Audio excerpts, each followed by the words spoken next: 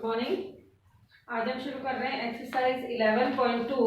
11.2 में आपको समांतर चतुर्भुज का क्षेत्रफल ज्ञात करना है। क्वेश्चन नंबर फर्स्ट में समांतर चतुर्भुज का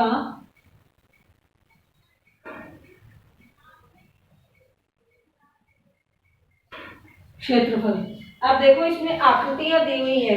पहले देखो समांतर चतुर्भुज होता ये है कि जिसमें आमने सामने की भुजा बराबर हो, ये इसके बराबर हो, ये इसके बराबर हो, ठीक है। लेकिन प्रत्येक कोण 90 डिग्री जरूरी नहीं है, ठीक है।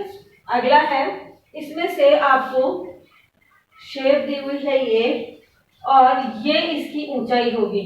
आपको पता है ये तो ऊंचाई हो ही नहीं सकती, लंबाई हो सकती है, क्योंकि ऊंचाई होती है सीधी खड़ी। तो ये है इसकी ऊंचाई, और ये है 90 डिग्री का लंब डला हुआ है। इसको ये है 4 सेंटीमीटर की, और ये है 7 सेंटीमीटर की, ठीक है। अब समांतर चतुर्भुज का क्षेत्रफल का सूत्र लिख लो। समांतर चतुर्भुज का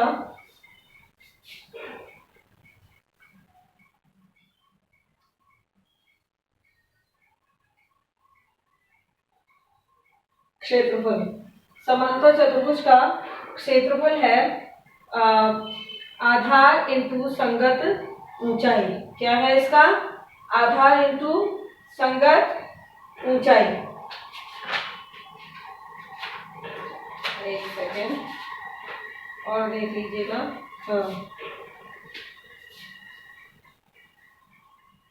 आधार गुणा संगत ऊंचाई। संगत ऊंचाई यानी इसका आधार मानते हैं ये 7, और संगत ऊंचाई, इसकी ऊंचाई जो है वो है 4।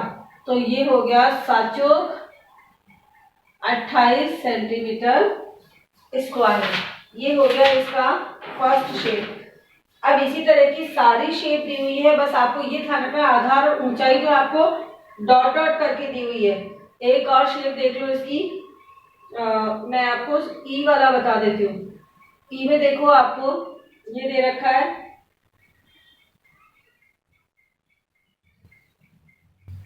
इसमें, और इसके संगत ऊंचाई ये दे रखी है, यानी ये। अब ये है, ये वाली लंबाई है 2 सेंटीमीटर, और ये है 4.4।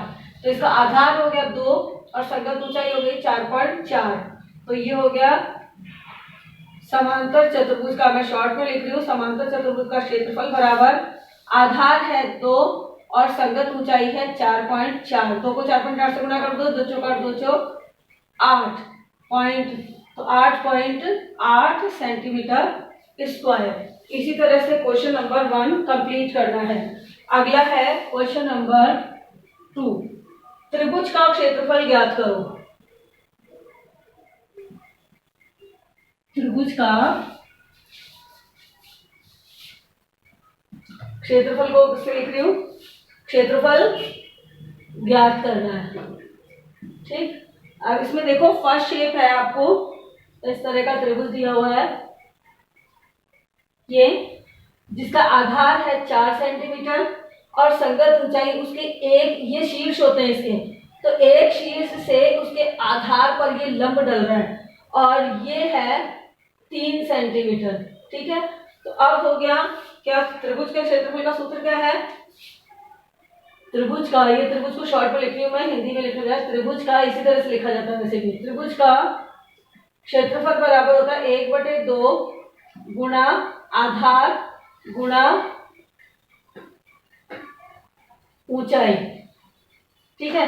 तो ये हो गया 1/2, आधार हो गया इसका 4 गुणा ऊंचाई हो गई 3। इनके नीचे कुछ नहीं है, 1 लगा दो। अब कटता है तो काट दो या पहले गुणा कर दो चाहे तो। देखो 2 एकम 2 और 2 दूनी 4, तो ये हो गया 3 दूनी 6, और नीचे कुछ भी नहीं बचा तो नहीं लिखेंगे, 6 सेंटीमीटर स्क्वायर। अब सारे क्वेश्चन जो है यही है।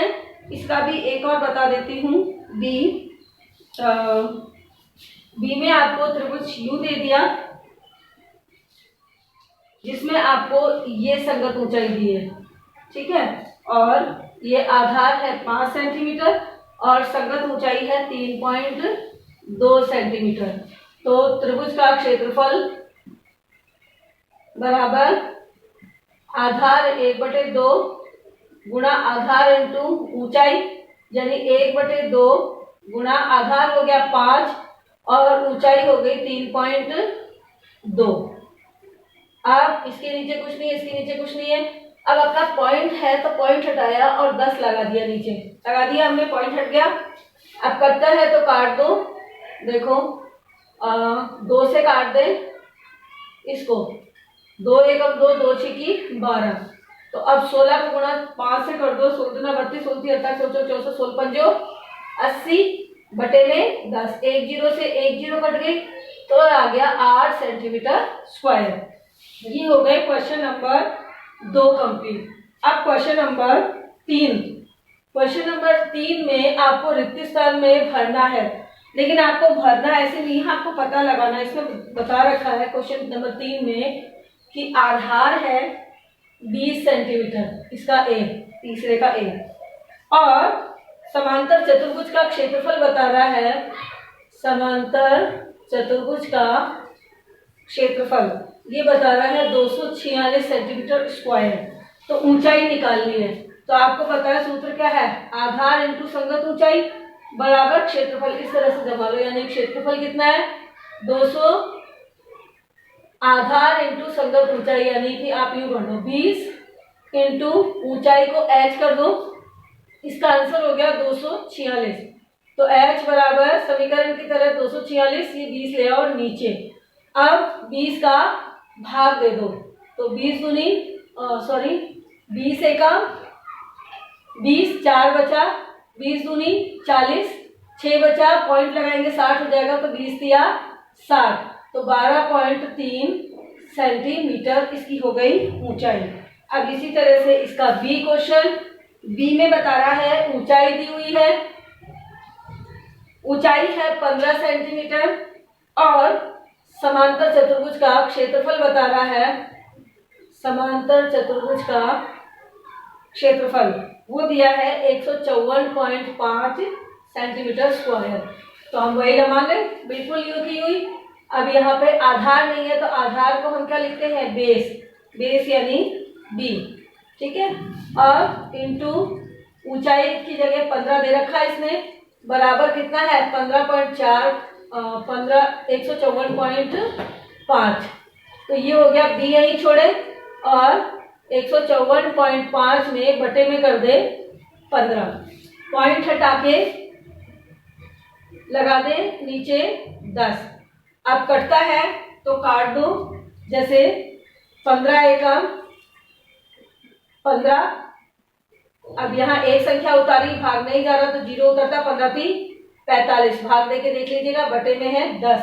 तो यानी कितना हो गया, ये एक संख्या के पॉइंट लग जाएगा, यानी 10.3 सेंटीमीटर। क्वेश्चन नंबर सी।